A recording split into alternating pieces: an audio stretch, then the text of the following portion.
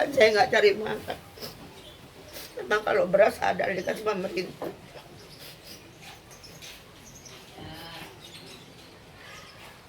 Penyebabnya paling utama nggak bisa jualan gimana, Bu? Semua orang tahu katanya saya kena corona.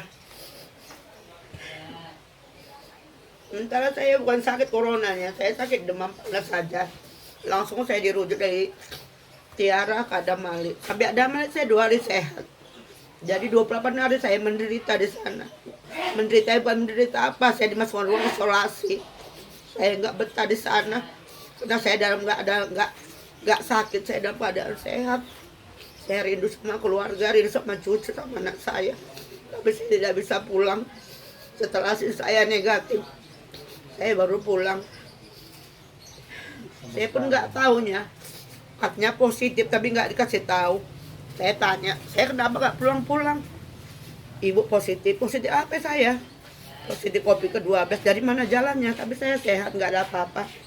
Dari mulai pertama kalian periksa saya di sini dalam 28 hari, ada saya penyakit saya sesak, demam, tensi semua bagus.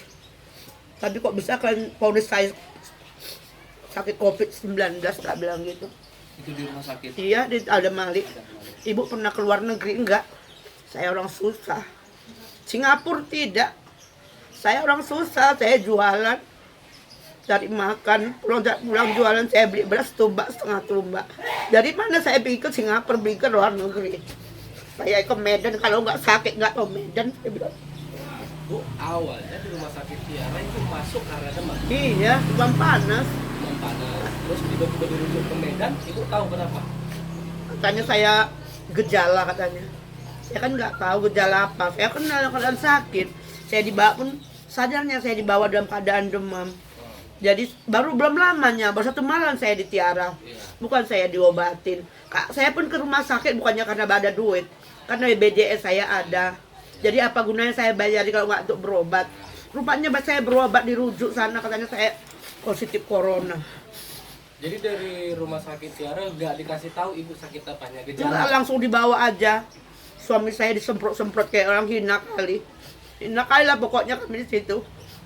Terus Dibawa jam 11 malam dari Tiara sampai ke Medan jam 1:30 malam. Terus Ibu tadi bilang udah 2 bulan nggak jualan. Iya. Setelah Ibu keluar dari rumah sakit, Ibu udah pernah mencoba jualan? Udah, Nggak laku. nggak laku semalam hari apa Berapa itu? hari Ibu ke jualan setelah Ibu keluar? Setelah dari rumah sembuh sakit? ini. Iya, setelah sembuh berapa hari lah Ibu ada jualan? 1 hari. 1 hari, oh nggak laku. Dia dijual si pagi. Bisa anak saya gini loh, kereta atau gerobak saya kan pagi anak saya yang udah anaknya 2 itu. Nanti kok dia setelah dia pulang jam 11 siang, Ngajet saya Ibu. bersih, saya jual pecel. 2 kalinya beca itu dipakai. Jadi sekarang jadi dipakai, aku bilang coba lah jualan, belanja lah, aku habis laku 300. Itu punya terus terang ya. Kalau nggak percaya kalian dipinjemnya ini loh, sebelah rumah kami ini. 1.000 dipinjemin. Jadi Ibu jual 1 hari itu nggak laku? Nggak. Nggak ada yang beli?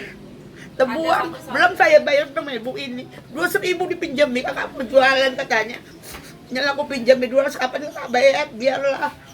Sampai kakak punya duit, kata dia gitu. Belum aku bayar sama dia. Jadi karena 1 hari nggak laku terus Ibu pun nggak jualan Bukan, lagi sampai 2 bulan? bukan, dengar dulu. Pagi dijual. Dan saya ini kena banyak kali, cuma laku uang 35.000. Itu pun yang beli opung-opung lah yang nggak tahu Facebook rasa. Masuklah takut, bikin nyawa. Bahaya. Orang tuh masuk gitu. Masuk langsung ke rumah. Sama anak-anaknya ditarik masuk. Jadi bikin awak kena banyak kali ya kan Pak Tino. Saya jualan siang, saya panasi lagi. Saya bakal jam 3 sore jualan. Nggak laku juga, cuma laku 8.000. Biasanya itu sehari jualan Biasanya saya jualan, habis. saya jualan, tanya orang sini, bukan setahun 2 tahun. Dari tahun 93 saya jual di BDB itu. Kalau nggak percaya kalian tanya siapa Mak Fitri. Nggak tahu semua orang itu. Tapi ya awak nggak bohong lah. Ya kalau jualan pun awak lumayan, dapat nanti anak awak dapat 500 lebih setiap pagi. Pokoknya habis lah Oh jualan iya. Ibu. Nanti awak kalau siangnya ya kalau 700, 600 dapat. Ini bayangkan kalian lah. Cuma 8.000 perak laku di BDB itu. Sementara semua kenal sama awak. Kalau ngabar semua ngabari. Kak sehat, kak sehat. Tapi nggak ada yang mau beli. Coba lah. begitu lamanya awak sama orang tua bersahabat, bisa orang tua ada maklumnya.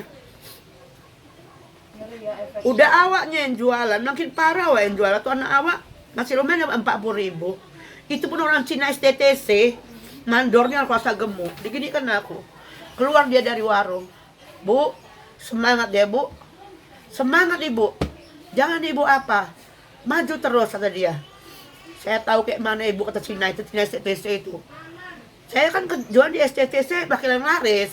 Asal orang itu keluar pose itu, semua pada beliin saya, pecel, mie semua lah. Udah tahu isi, hati kerang, jengkol, pergedil semua dibeliin. Ini nggak boleh lagi STTC makan makanan. Coba nggak kayak mana coba kayak gitu. Cuma satu lah, mandornya keluar bilangkan gini, Bu semangat ya bu, jangan ibu nyerah. Udah ini 50.000 kasih sama sama anggotaku. Ini kayak gini anggotanya, bayar gini kerja STTC. Bu, cuma bapak itulah bu yang pembela ibu di dalam gudang kami itu katanya. Selebihnya dilarang. Selebihnya semua bapak itulah yang bilang kasihan sama ibu. Bapak itulah yang bilang katanya udah nggak ada itu semua ya, jangan nggak akan beliin ibu itu. Cuma bapak itulah yang ngapa-ngapain kami. Ibu semangat aja lah bu, jualan aja. Tadi kalau ibu bilang anak juga ikut jualan nggak laku juga. Pagi dia jualan, memang dia pagi juga. enggak? Anak ibu jualannya pagi kemana? Ya ke situ ke arah ibu. Sama. Sama jualannya apa bu? Kalau dia pagi mie sayur, gorengan. Dia sayur enggak, cuma enggak laku. Jadi sekarang permintaan sama pemerintah lah. Supaya Iya. bisa- Capek awak, anakku tuh gugus tugas enggak ada yang ngopenin. Oh, udah pernah datang. Udah kesana Berapa gugus kali? tugas. Berapa ibu kesana, Sekali lo minta lah. Jangan awak positif aja digempar-gemparkan di Siantar ini. Udah awak negatif, udah baik sembuh, orang tuh diam semua.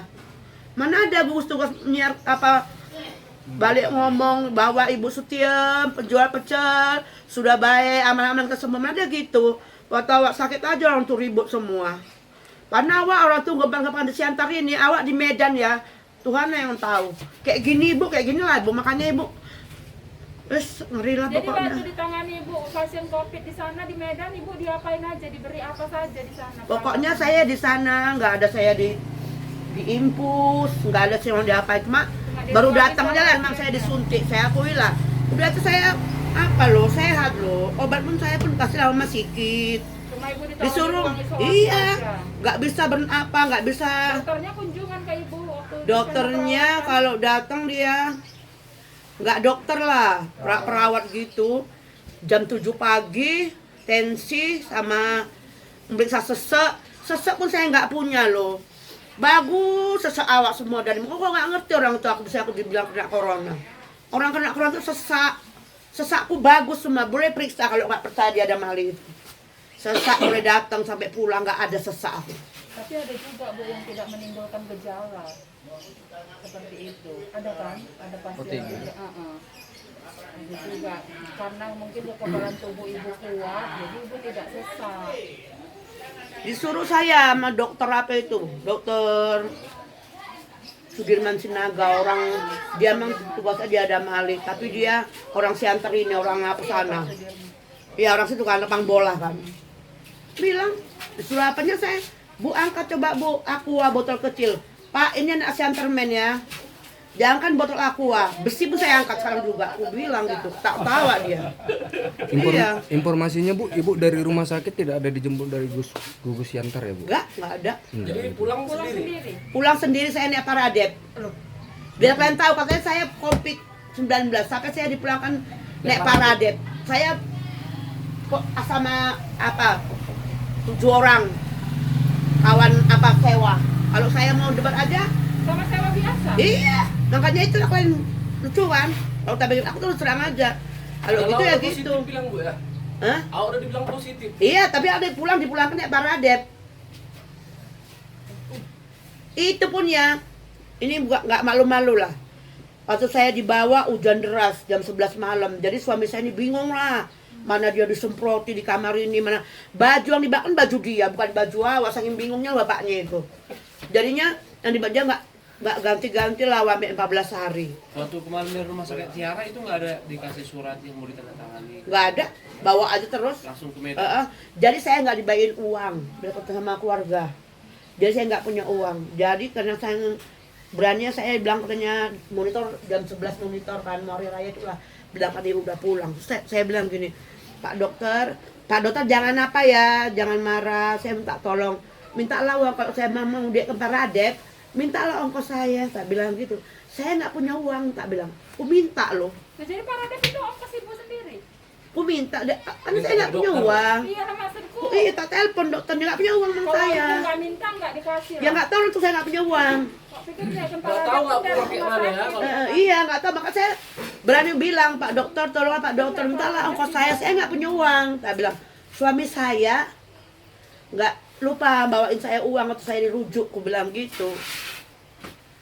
Nggak punya uang, nggak minta uang dokter gitu, dikasih 100.000 untuk naik Paradep. Dijemput dari Paradep kan, Paradep itu baru 5.000, sampai Paradep Siantar nih 55.000, ya pas-pasan lah. Jadi Bu, setelah sembuh, apa bantuan yang sudah diberikan pemerintah sama ibu? Nggak ada. Setelah ibu keluar. Bantuan sembako atau apa? Sembako itulah dari Pak Lurah sekali, nggak mau kedua kali ya Pak Tino. 5 kilo beras. 5 kilo beras sama Indomie. Hanya itu aja. Iya, sembako yang belakang dikasih. iya bilang sembako itu, kalau sembako untuk awak sakit komplit nggak ada dikasih. Nggak pernah dikunjungi lagi Bu? Nggak, kok nggak pernah dikunjungi lagi. Setelah pulang sini nggak pernah jumpa? Nggak ada datang orang itu. Aja dari sana. Makan tidur, tapi saya tiap hari saya nangis karena saya nggak betah. Mantes, aku bilang mantes termasuk pantes ya, tak tengok di TV orang tuh apa bunuh diri dari ruang isolasi tingkat 4. Enggak ada tuh Bu, nggak usah ibu tengok-tengokin kayak gitu. Tengok itu mama umur 56 tahun lari dari isolasi, orang kayak gini siapa yang tahan? Karena nggak kalian yang merasakan ini ya, tak bilang gitu. Jadi ibu diam sendirian, Iya. makan dikasih memang. Kalau makan soal makan, terus terang lah. Namanya dan nawa ada ya kan, ya apalah vitamin. Terus dokter ada meriksa, Cuma saya sana 28 hari cuma sekali, itu pun dokter Ade. Datang dia udah mau saya keluar 3 hari, dia masuk tiba-tiba. Pustien, ini saya dokter Ade. Oh iya. Bu, kapan saya pulang Bu dokter? Nanti ya Bu, sabar ya Bu. Banyak berdoa biar kita cepat pulang. Itu berapa hari kalau diingat Bu? Berapa hari di isolasi di Medan? Hari ya? 28. 28 hari. Habis itu berapa kali swab? 2 kali. 2 kali. Hasilnya Waktu negatif.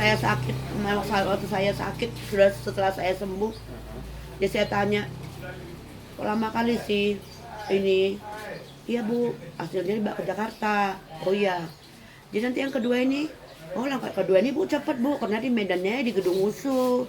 Mungkin kalau nggak 5 hari 3 hari, ya alhamdulillah lah pikir Berarti awak. pertama negatif hasil swabnya Positif. positif pertama. Rapid itu ya rapid. Rapid yang Enggak, di sana ya itu yang The swab tuh. swab. Ibu ini sekolah pertama positif, baru Negatif. kedua kali negatif. Oke. Tanggal 4-nya di lingkungan kami dilakukanlah rapid test, ya kan? Dari sekian warga, alhamdulillah semuanya negatif semuanya. Nah, di antara mereka saya lah yang akan reaktif. Karena waktu itu saya memang sedang lagi sakit asam lambung akut dan kebetulan pikiran saya juga belum tenang karena saya baru tinggal orang tua 3 hari. Hari Jumatnya itu orang tua saya baru meninggal. Hari Seninnya dilakukan rapid test. Nah, kondisi saya sedang lemah, kemudian sakit asam lambung saya juga lagi lagi naik-naiknya, itulah katanya reaktif. Lalu pada hari itu juga hari Senin jam 5 sore saya diisolasi lah di rumah sakit umum. Itulah awal ceritanya saya masuk ke rumah sakit umum diisolasi. Baru tanggal 5-nya dan tanggal 6 saya di swab. Hasil swab itu tanggal 16 kalau nggak saya baru diumumkan negatif, positif. Lalu setelah itu pas tanggal Lebaran pertama tanggal 24 saya dinyatakan negatif. Situlah pulangan saya. Ada berapa hari di Kalau saya jumlahnya kurang lebih sekitar 20 hari saya. 20 hari ya Pak. Bisa dijelaskan kayak mana keadaan di rumah sakit selama diisolasi? Ya, pertama saya masuk kan saya masih sendirian. Bayangkan rumah sakit ini begitu lebar luas ya kan. Saya masuk diantar oleh supir ambulan sampai di tempat nggak ada yang nyambut. Ya rumah sakit nggak ada petugas sama sekali. Lalu oleh supir ambulan ditunjukkan ruangan saya di ruangan Dahlia. Maka jujur saya sebenarnya nggak terima, tapi saya berusaha ikhlas, dan saya tidak akan membuat pemberitaan yang macam-macam terhadap pemerintah. Tapi yang saya sesalkan sampai hari ini, setelah kami pulang, kami berharap agar dikembalikanlah status kami. Kalau dulu diberitakan kami garis merah, kami sudah aman sekarang, bermasyarakat sudah biasa, dan terbukti alhamdulillah kami walaupun dinyatakan positif, sehat-sehat saja, nggak ada menunjukkan gejala-gejala COVID. Bersama saya 12 pasien waktu itu. Tidak satu pun yang menunjukkan gejala COVID. Nah, tapi itu terserah mereka lah, karena kita tidak tahu tentang ilmu kesehatan ini kan, tentang virus kan. Tapi saya heran tak satu pun di antara kami menunjukkan gejala COVID. Jadi itulah, saya tetap berharap pada pemerintah segera diumumkanlah bahwa daerah kami ini sudah steril, ya kan. Kehidupan kami sudah normal, sehingga stigma masyarakat Siantar itu terhadap kami tidak negatif terus. Rata-rata pedagang keliling memang alhamdulillah mereka sudah mulai sedikit aman lah jualan, termasuk saya. Cuman Bu Sutiem lah sampai hari ini, sebagaimana kalian dengar bersama tadi, dia dan anaknya cari nafkahnya sama, pedagang keliling, tapi sampai hari ini tak laku pernah dicobanya jualan. Jadi mau sampai kapan mereka terus begini?